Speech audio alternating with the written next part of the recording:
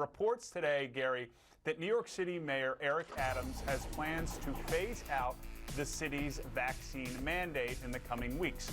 Good news for Kyrie Irving and the Nets, who would then be cleared for home games. How big of an impact will a full-time Kyrie have on the Nets in the playoff push? It should be a big one. I mean, when healthy and available, Kyrie Irving, whatever you think about his positions on various topics, is one of the most talented basketball players in the world, arguably one of the most talented of all time. So having him available for every game would be massive for Brooklyn, because theoretically you head into the playoffs with Kevin Durant, Ben Simmons, Kyrie Irving as your new big three.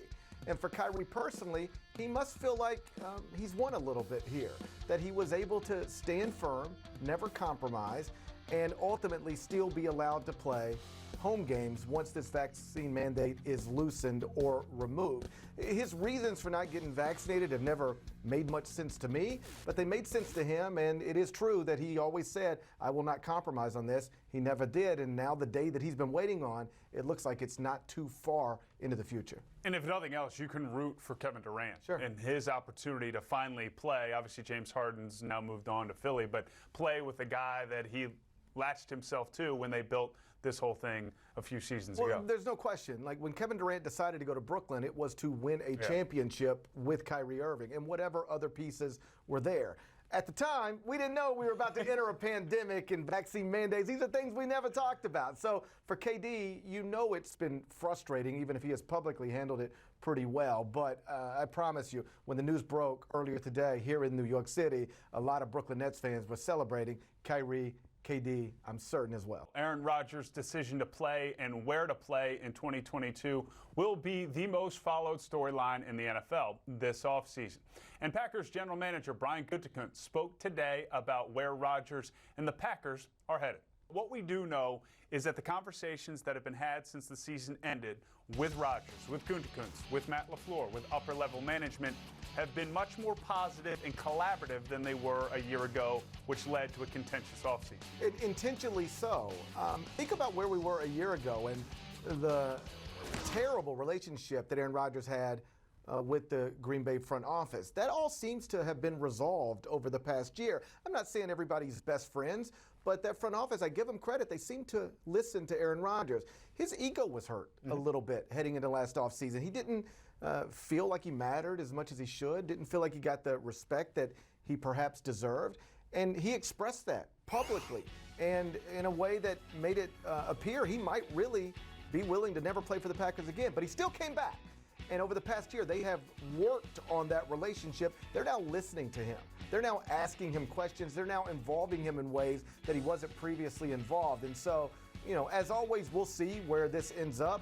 But at this point, I'll still be surprised if Aaron Rodgers, no matter what is said or Instagram between now and then, I will still be surprised if Aaron Rodgers isn't starting for the Packers in Week 1. Yeah, and Aaron Rodgers, the GM, is also learning, I'm sure, in those conversations with Brian Gutekunst and the rest of the front office that, man, the Packers' cap situation is going to be challenging to satisfy everybody who wants to come back next season and play at their commiserate salary. We already know, Gary, that the Bucs have to replace Tom Brady. And Bruce Arians said in an interview with the Tampa Bay Times yesterday that Blaine Gabbert, yeah, I said it, Blaine Gabbert, may be the Bucs quarterback next season, with the quote, people may not like the overall record, but Blaine has had 8 head coaches and 8 coordinators in his first 8 years in the NFL. So, Gary, Gabbert has always had the physical traits, but the record is what it is.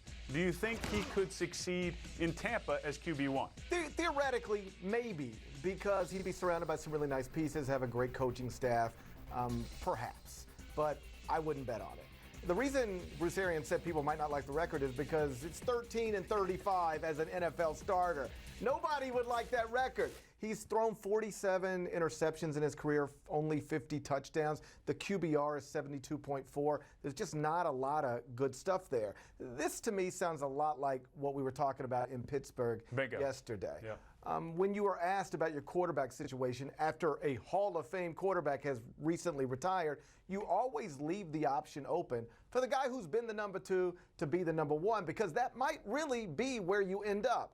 But a lot of things are going to happen between now and Week 1, the draft. free agency. And just like I said about in Pittsburgh, I think it's also true in Tampa Bay.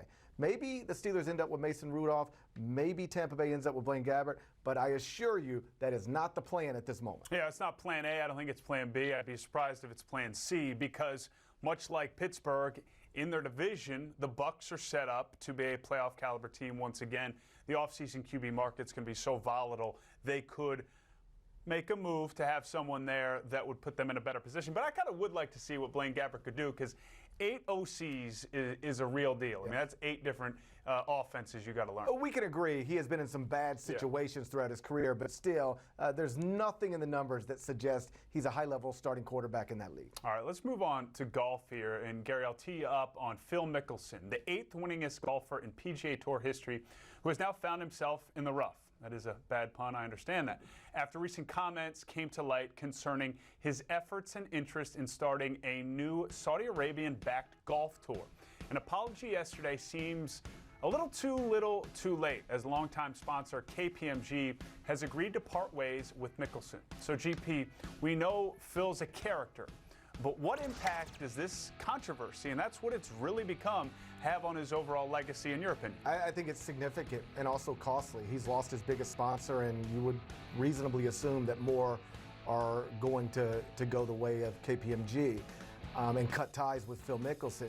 He's really put himself in a terrible spot because if you believe the reporting, and there's no reason not to, he was actively working with a league designed to compete with the PGA Tour and take PGA Tour players. So that doesn't play well in the United States. It doesn't play well with other PGA Tour players who have decided to stick with the PGA Tour, most notably Roy McIlroy, who ripped into Phil over the weekend.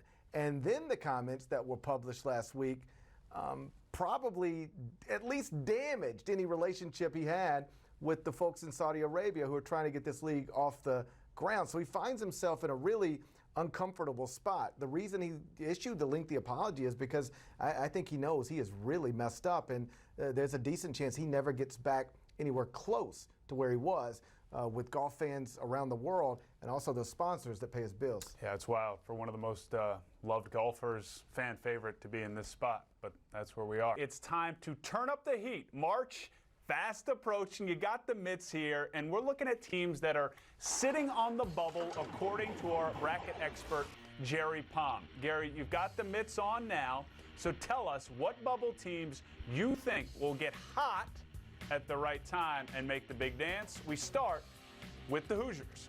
I don't know if they're going to get hot, but they need to. They've lost 5 straight games and are trending toward the bubble. This is an Indiana team that was nowhere close to this conversation just a few weeks ago under Mike Woodson, but they had an incident before the game against Northwestern where they suspended a handful of players, and they have not recovered from that. Indiana right now only has 2 Quadrant 1 wins. That's the same number as Maryland, and Maryland's coach quit in December. You don't want to be in that same category. Indiana's got to get going. All right, next up, Kansas State coming off that tough loss to rival Kansas last night.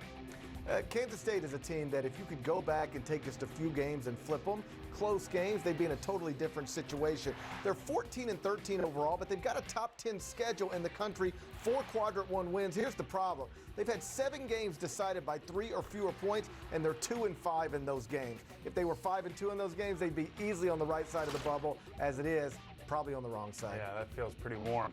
Next up, Penny Hardaway and your Memphis Tigers, winners of 6 of their last 7. They have been playing well, the weekend loss to SMU notwithstanding. They went down there, took a little bit, you love my mitts, took a beating at SMU, but I think they'll bounce back and close the regular season strong. They've got 3 Quadrant 1 wins. They're 12-5 with DeAndre Williams in the lineup. He's their best player, just 3-4 without him. The selection committee is going to take that into account. I think ultimately Penny Hardaway gets the Tigers to the tournament for the first time in his head coaching career. I love it because you are kind of a hands talker, so it really makes it even better. From Lil Penny to the Fab Five, although not so fab right now, as we know. Michigan turning up the heat on the court, Gary? Yeah, I would be more concerned about Michigan trying to close this regular season without its head coach, Juwan Howard, if not for the fact that Phil Martelli is the lead assistant. He can handle this situation. He was a head coach for multiple decades. Michigan's got 4 Quadrant 1 wins. They're 6-10 in the first two quadrants. They do have a quadrant 3 loss, but they've got really strong computer numbers. They're going to need to close this thing strong. They cannot go something like 2-3 or 1-4 in these final 5 regular season games.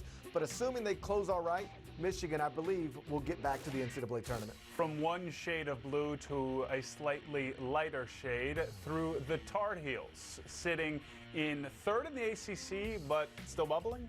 They're still bubbling for sure. They have been terrible this season in quadrant 1 opportunities. They're just 1-7 now in quadrant 1. They started 0-7, got their first quadrant 1 win this past weekend at Virginia Tech. They should win the next 2. If they don't, let's talk again.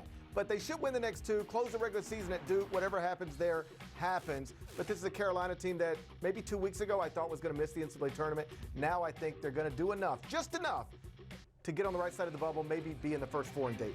Honestly, I'm more locked into your coverage, your content with those mitts on. I say you wear them tonight on all Inside College Basketball work. I hope my wife's not watching and gets any ideas. I'm not about to take up residency in the kitchen. I'm not built for it. He figured it out. Thank you for watching. Please like and subscribe. And don't forget to hit the bell for more videos.